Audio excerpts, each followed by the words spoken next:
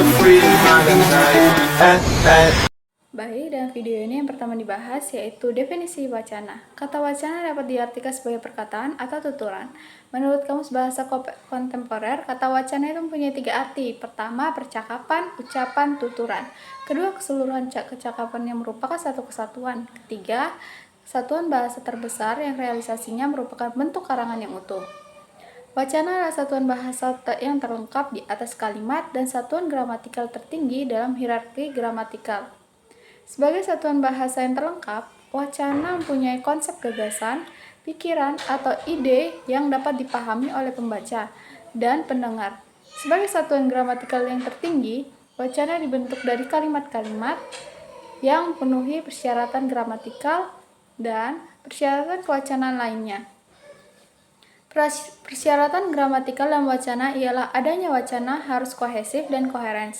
Kohesif artinya terdapat keserasian hubungan unsur-unsur dalam wacana, sedangkan koheren artinya wacana tersebut terpadu sehingga mengandung pengertian yang apik dan benar-benar wacana yang koherensi tetapi tidak kohesif. Sedangkan analisis wacana adalah studi tentang struktur pesan dalam suatu komunikasi atau telah mengenai aneka fungsi pragmatik bahasa.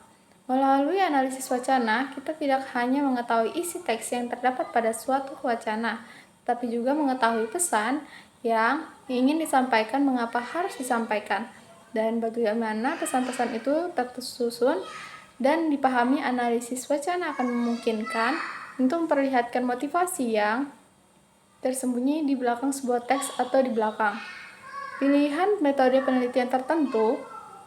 Untuk menafsirkan teks, analisis wacana merupakan ilmu yang baru muncul beberapa puluh tahun yang lalu.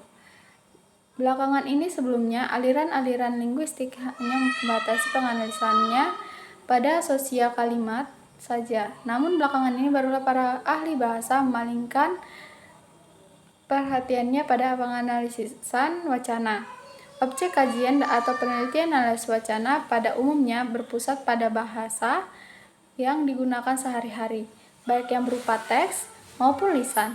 Jadi, objek kajian atau penelitian analisis wacana adalah unit bahasa di atas kalimat atau ujaran yang memiliki kesatuan atau konteks yang eksis di kehidupan sehari-hari, misalnya naskah, pidato, rekaman, atau dalam kajian analisis wacana, yang menjadi ruang lingkup kajian ini adalah unsur internal wacana, unsur eksternal wacana, klasifikasi bahasa, kohesi, koherensi. Yang terakhir adalah analisis wacana kritis. Jadi, ruang lingkup dalam kajian wacana ada 6. Namun dalam video ini yang akan menjadi fokus pembahasan yaitu unsur internal wacana dan unsur eksternal wacana. Unsur internal wacana merupakan unsur yang berhubungan dengan aspek formal sebuah bahasa. Unsur internal wacana terdiri atas satuan kata dan kalimat. Satuan kata tersebut adalah kata-kata yang membentuk kalimat. Agar menjadi sebuah wacana, satuan kata atau kalimat akan saling berhubungan dan menyatu untuk membentuk wacana. Kata dan kalimat. Kata dan kalimat adalah unsur-unsur yang membentuk sebuah wacana. Kata adalah unsur bahasa yang dapat berdiri sendiri. Menurut O'Grady dan Rafalski tahun 2013 menyatakan bahwa kata adalah sebuah fakta mendasar tentang kata dalam semua bahasa manusia.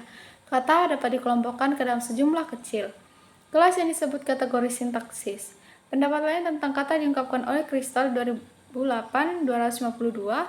Kata merupakan sebuah satuan ekspresi yang memiliki pengakuan intuitif universal oleh penutur baik dalam bentuk ujaran maupun lisan. Berdasarkan beberapa pendapat tersebut, dapat disimpulkan bahwa kalimat setidaknya memiliki unsur subjek dan predikat yang memiliki makna secara lengkap dan diakhiri dengan tanda titik. Berikutnya yang akan kita bahas yaitu teks dan konteks. Teks adalah salah satu unsur pembentuk wacana. Teks berisi sekumpulan kalimat yang memiliki kepaduan dan kesatuan, sehingga dapat memberikan pemahaman yang jelas tentang isi dan makna pada para pembaca. Teks memiliki susunan karena tersusun atas pemersatu antara kalimat yang satu dengan yang lain. O'Grady dan Rafalski 2013 menyatakan bahwa teles hanyalah sebuah ungkapan tertulis. Unsur-unsur eksternal wacana. Unsur eksternal wacana adalah sesuatu yang menjadi bagian wacana. namun tidak tampak secara eksplisit. Sesuatu yang berada di luar satuan lingkual wacana, kehadirannya memiliki fungsi sebagai pelengkap keutuhan. Berikutnya ada bagian-bagian dari unsur eksternal wacana. Pertama ada implikatur. Menurut Octavianus tahun 2006 bahwa implikatur adalah implikasi lain yang dapat diturunkan dari suatu ujaran. Dengan kata lain, implikatur adalah informasi implisit yang dapat ditentukan berdasarkan suatu tuturan. Implikatur adalah maksud, keinginan, atau ungkapan hati yang tersembunyi. Sedangkan Nawaban tahun 1987 menyatakan bahwa implikatur berkaitan dengan konveksi, kebermaknaan yang terjadi di dalam proses komunikasi.